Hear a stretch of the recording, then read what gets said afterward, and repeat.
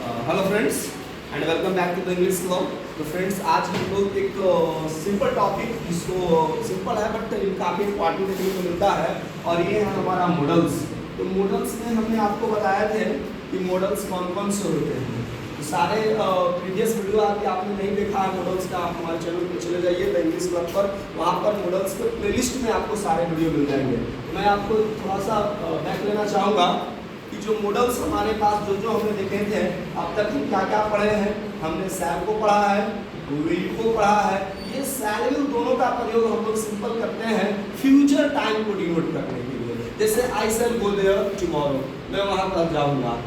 She will come here, okay, with in few minutes, तो कुछ ही पल में कुछ ही मिनट्स में वहाँ आएगी। तो जब फ्यूचर टाइम को डिनोट करना होता है तो फ्रेंड्स हम इस्तेमाल करते हैं शैल या विल। शैल का प्रयोग जनरली हम करते हैं आई और वी सब्जेक्ट के साथ, और विल जो होता है हमारा कोई भी पर्सन हो, सेकंड पर्सन हो, थर्ड पर्सन हो, और इसके साथ साथ हमारा जो भी नाउन सिंगुलर हो या प्लूरल हो। इसमें हमें किसी चीज़ का ध्यान नहीं देना है, हम किसी के साथ भी हम लोग विल का प्रयोग करें। तो सिंपल है शैल विल में हम लोगों को सिंपल टाइम याद रखना है, फ्यूचर टाइम। इसके बाद जो हम लोग मॉडल जिसको देखे हैं जो काफ़ी इंपॉर्टेंट होता है वो होता है कैन। कैन का मतलब ही होता है ऑफ एबिलिटी, आई कैन।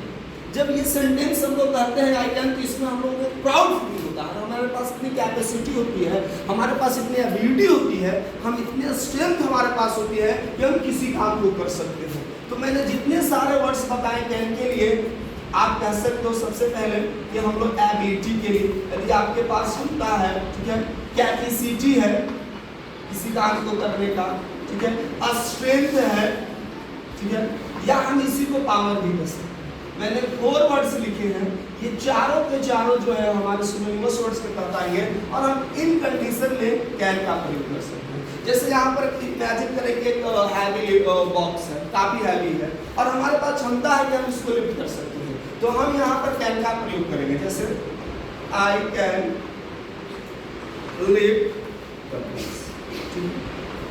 वो एक अच्छा तैराक है, किसी भी रिवर्स में चाहे कितने भी डेंजरस रिवर्स क्यों ना हो, उसको आसानी से तैरकर पार कर जाता है, एक छोर से वन एंड से दूसरे एंड तक। तो उसकी क्या है, एबिलिटी है, उसके पास इतनी कैपेसिटी है, उतने उसके पास पावर है, स्ट्रेंथ है, वो इतनी तेज धारा को भी क्रॉस कर लेता है। तो जब हमारे पास एबिलिटी की बात होती है फ्रेंड्स, तो हम लोग कैन का ही इस्तेमाल कर सकते हैं। जैसे एक और एग्जांपल बताता हूँ, जैसे he can swim cross the river, वो रिवर को क्या कर सकता है, क्रॉस कर सकता है। तो ये हमारे पास क्या है, जैसे उसके पास क्षमता है, स्ट्रेंथ है, तो वो इंग्लिश बोल सकता है, बोल भी सकता है, सीख भी सकता है, लिख भी सकता है, कुछ भी कर सकता है। तो ही कैन स्पीक इंग्लिश बोल सकते हो, ही कैन राइट इंग्लिश बोल सकते हो, ठीक है, he can talk in English बोल सकते हो। तो ये उसकी एबिलिटी है।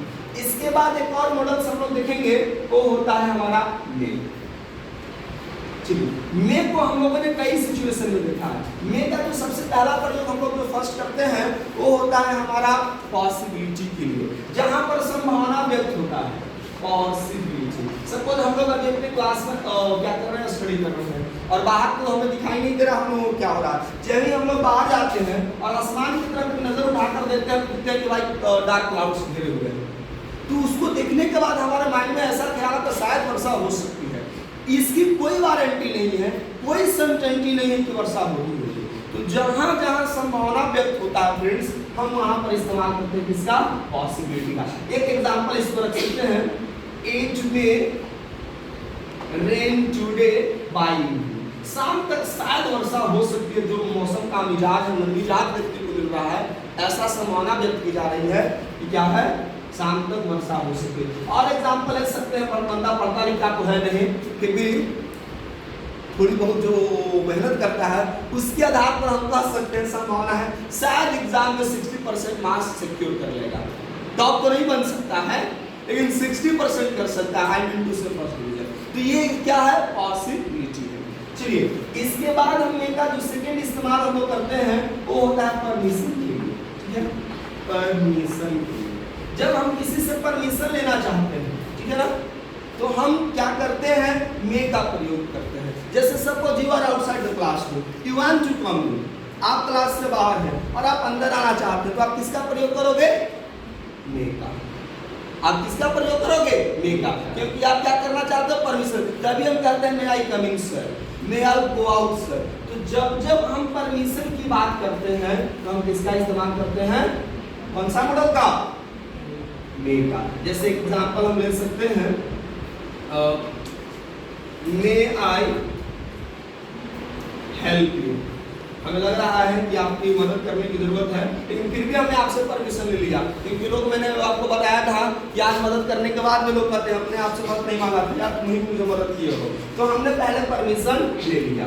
अगला एग्जांपल समझ सकते हैं, मे आई कम इन सर।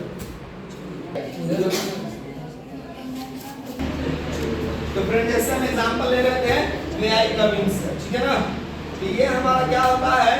हम लोग परमिशन लेते हैं। इसी तरह से परमिशन, हमको बाहर भी जाना है तो मे आई गो आउट का प्रयोग कर सकते हैं। तो इसके लिए अगला जो पॉइंट हम लोग देखेंगे, आप इसको चाहोगे तो नोट कर सकते हो, ऐसे ऑलरेडी आपके पास किया हुआ है। अब हम लोग मे का दो सबसे इंपॉर्टेंट चीज मैं बता रहा हूँ जो बहुत ज्यादा कॉमन देखने को मिलेगा। तो कौन कौन से यूज है हमारा? एक होता है हम लोग के लिए ब्लेसिंग के लिए, जब हम किसी को आशीर्वाद देते हैं, ठीक है? और दूसरा हमारा होता है कर्ज के लिए। तो दोनों ही कंडीशन में हम किसी को ब्लेसिंग करें, आशीर्वाद दे, या किसी को श्राप दे, दोनों ही कंडीशन में हम लोग मे का ही प्रयोग करते हैं। जैसे हम आपको अच्छे ब्लेसिंग देते हैं, may you get success soon in your life. हम यही ऐसा आप लोगों को ब्लेसिंग करेंगे कि भाई आप जल्दी से जल्दी आप अपनी लाइफ में बड़ी सफलता हासिल करें। तो ये जो है हमारा क्या हो गया? ब्लेसिंग है, ठीक है? और किसी को भी आप क्या कहते हैं? किसी को कर्ज करते हैं, किसी को बैड विशिंग करते हैं, पहले ऐसा हो जाता, ठीक हुआ इसके साथ, इसी के लायक था। तो जब हम क्या करते हैं, किसी को कर्ज करते हैं, मे ही फेल इन द एग्जाम, अच्छा वकील हो गया, पढ़ता लिखता तो था ही नहीं था, मे ही फेल इन द एग्जाम। तो ये जो हम लोग हैं, किसी को क्या करते हैं? कर्ज करते हैं। ये हमारा एग्जाम्पल किसका रहेगा? कर्ज का। और भी कई तरह के एग्जाम्पल है, जैसे आपने सुना may God help the king, ठीक है? May God save him, may he get good marks in the exams, ये सारे ब्लेसिंग के एग्जाम्पल। मे ही डाई सून, कर्ज का एग्जाम्पल।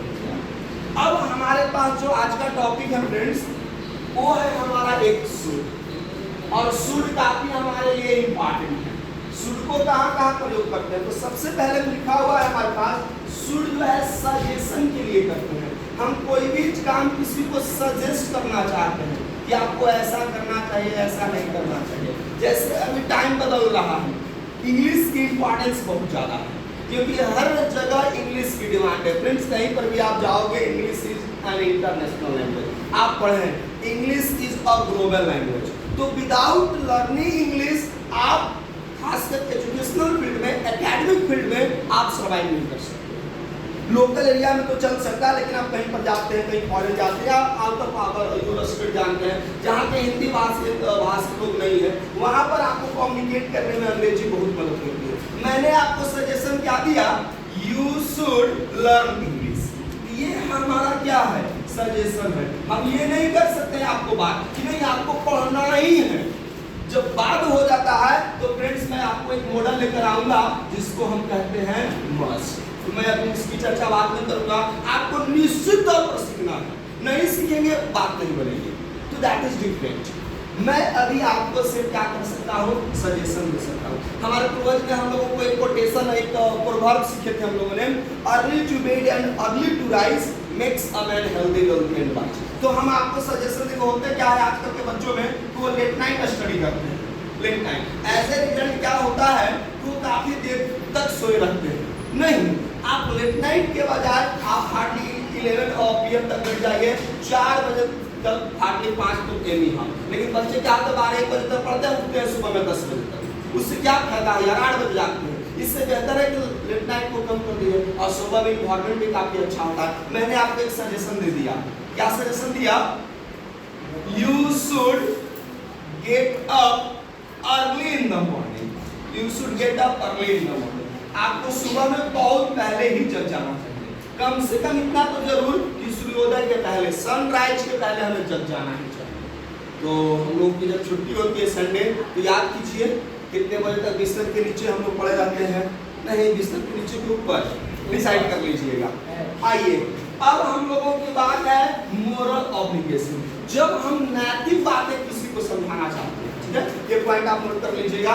जब हम किसी को नैतिक बातें बताते हैं कि देखो ये ऐसा अच्छा नहीं है, खासकर सोसाइटी के लिए, अपने लिए, तो जहां पर नैतिक की बातें होती हैं, ड्यूटी की बातें होती हैं, तो हम लोग वंस अगेन शुड का प्रयोग करते हैं। जैसे एक अच्छी बातें सिखाता हूं दोस्तों, हम लोगों को क्या होना चाहिए? सच बोलना चाहिए। तो यू शुड, हम लोगों को वी कर देता हूं। चलिए, we should speak the truth. निश्चित ये मोरल चीज है, बचपन में हम लोगों को सिखाया जाता था नैतिक शिक्षा में कि हमेशा सच बोलना चाहिए। तो जब हमको सजेशन न हो करके कोई नैतिक बातें बताया जा रहा है, तो हम कौन सा मॉडल का इस्तेमाल करते हैं? शुड का। जैसे मैं एक और एग्जांपल लेकर आपको दिखाता हूँ। बच्चों को सच बोलना चाहिए, विद्यार्थियों को अपने अभिभावकों की बात माननी चाहिए या उनको फॉलो करनी चाहिए, उनको रिस्पेक्ट करना चाहिए। मैं क्या कह दिया?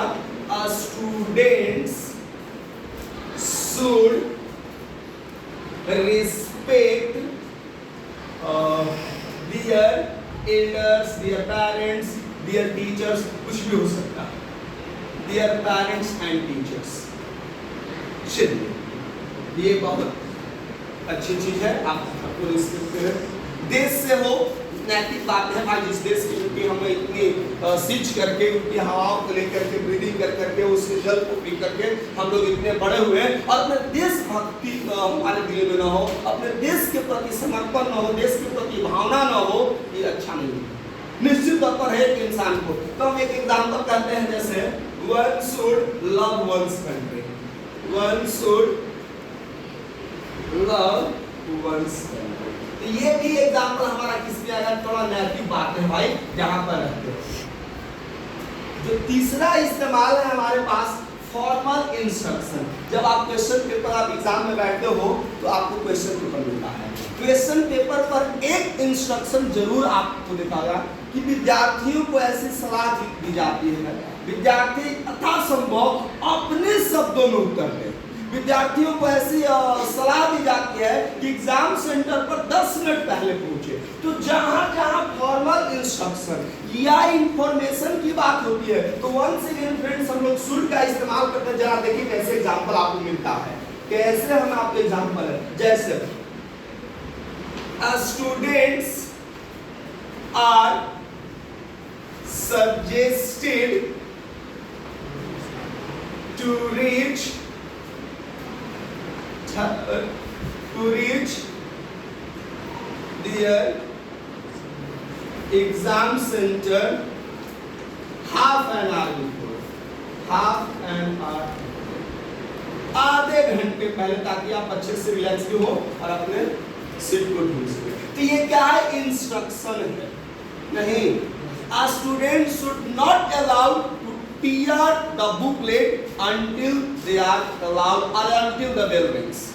ऐसे हम लोगों को सलाह दी जाती है क्वेश्चन डिस्ट्रीब्यूट करने के बाद कि बुकलेट को जो क्वेश्चन है उसमें एक सील लगा होता है, और वहां पर कहा जाता है कि जब तक घंटी बज नहीं जाती है या जब कोई इजाजत नहीं दी जाती है, आपको सील को नहीं तोड़ना है। तो ये क्या है? इंस्ट्रक्शन है। तो जब हम इंस्ट्रक्शंस की बात करते हैं, फॉर्मल इंस्ट्रक्शन, तो हम किसका इस्तेमाल करते हैं? शुड का। और एक और इंपॉर्टेंट पॉइंट है इनकंडीशनल क्लॉज, ठीक है, फॉर लेस पॉसिबिलिटी, जहां पर बहुत कम संभावना होता है, ठीक है, तो वहां पर हम शुड का प्रयोग करते हैं। जैसे कि एग्जांपल, ये तो आप नोट कर लिया होगा प्रोबेबली, आपको मुझे लगता है। चलिए एक और एग्जांपल देखेंगे हम लोग, ठीक है ना।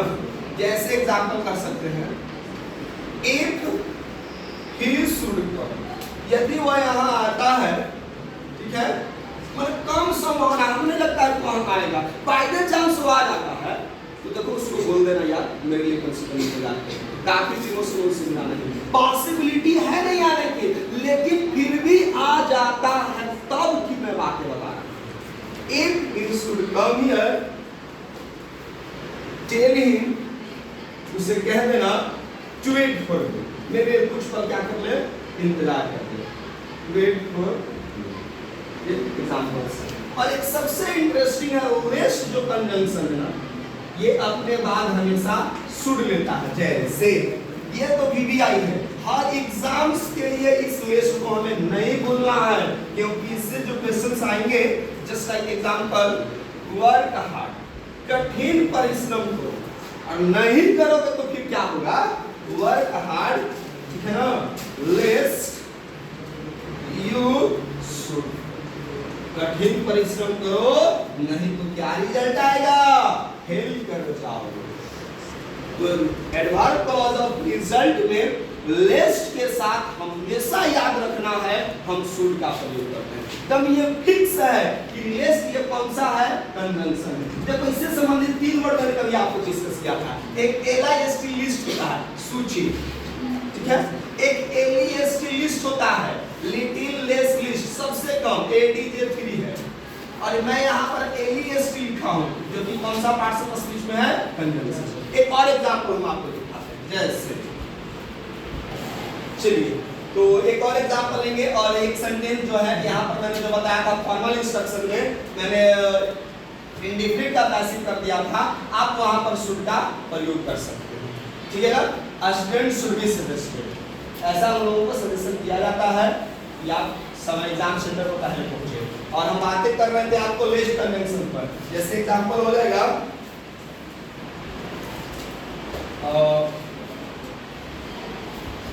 Don't cross the road by running, ठीक है, बाय दौड़ते हुए आप रोड को क्रॉस करते हो, don't cross the road by running.